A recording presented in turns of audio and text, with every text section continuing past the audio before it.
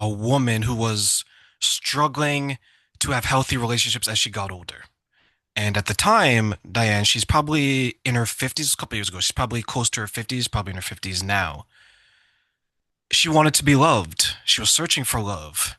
But she didn't change herself. But as we talked earlier, a lot of people, many women, think that after the age of 20, you can't find love again, for whatever they're thinking, right?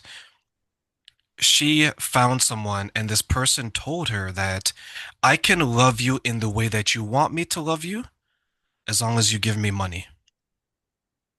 You pay my rent, you pay for my flights, you pay for my clothes, you pay for my food, you pay for my furniture. And guess what she did? She paid for his flights, paid for his rent, paid for all these things. She didn't get the love that she wanted, and her mind, and the reason why I bring that up is because you made a good point, is she was looking outside of herself, Yeah. but she didn't look within. When you hear stories like that, especially women who are older, Yeah. what are your thoughts and how do you feel about knowing that there's still people out there who do all these things that maybe is heartbreaking to us, but to Yeah. them, they think it's the right thing to do in the Yeah. moment? It's a solution to them. You're always going to do the best that you can do with the information you have available to you, which is hard for us to stomach, because you'll look at other people's behavior and think, why are they doing this? No, no, no, no. They're inside their own experiences. The woman that you've just talked about, I just wrote that down, that after 20, you can't find love anymore.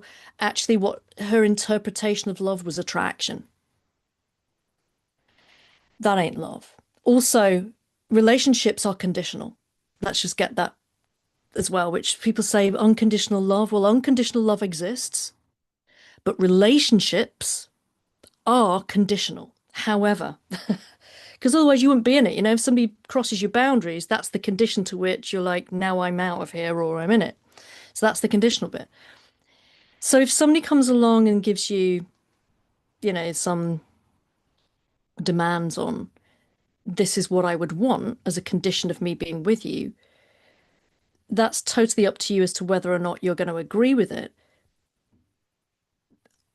But to me, and it sounds like to you as well, Terrain, and maybe those of you listening, you've got to ask yourself, what is love? That piece was the conditional bit of a relationship. He found that valuable. She agreed, but there's more to it. She's talking about companionship. That sounds like companionship to me. That's the conditional relationship. I'm choosing to be with you provided that. And then her provisions were probably provided that you're with me by my side and I have somebody with me so that I'm not alone. She probably has a belief that she's alone, nothing, worthless. And so if somebody's there with her, the fact that they're there proves to herself that then therefore she mustn't be worthless. It doesn't work like that.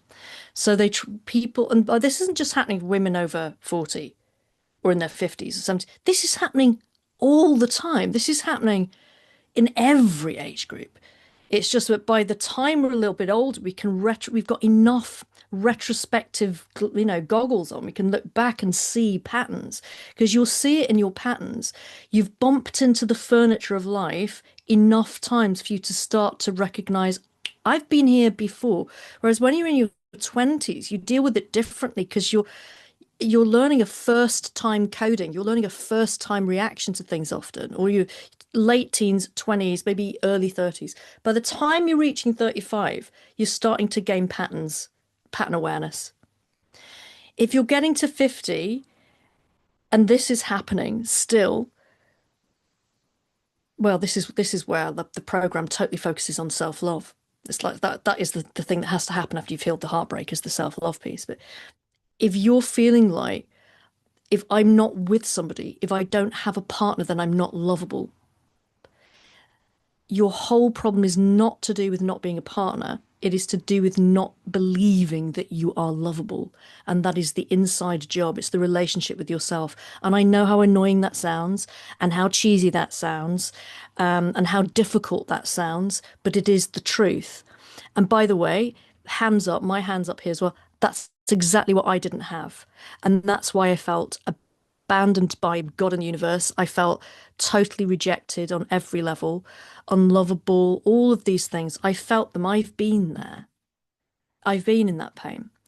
And that's when I was on the floor feeling really dejected that first Christmas when I thought I should be in this happy place and I wasn't.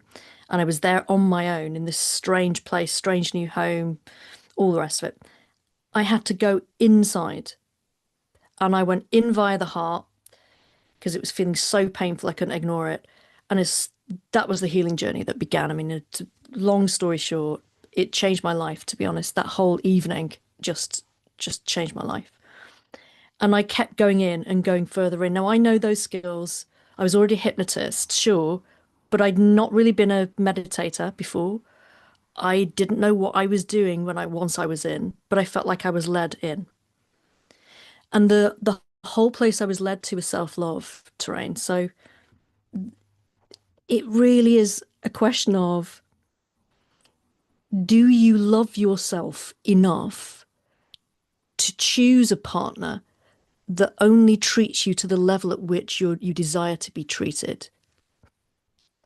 The boundaries of the boundaries that she sounds like she was accepting as well were so low value, so low worth.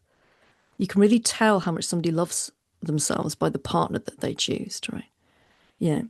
And so if you're in a relationship where you're consistently being treated in a way that feels bad, you're totally allowing that. You're totally complicit in that dynamic.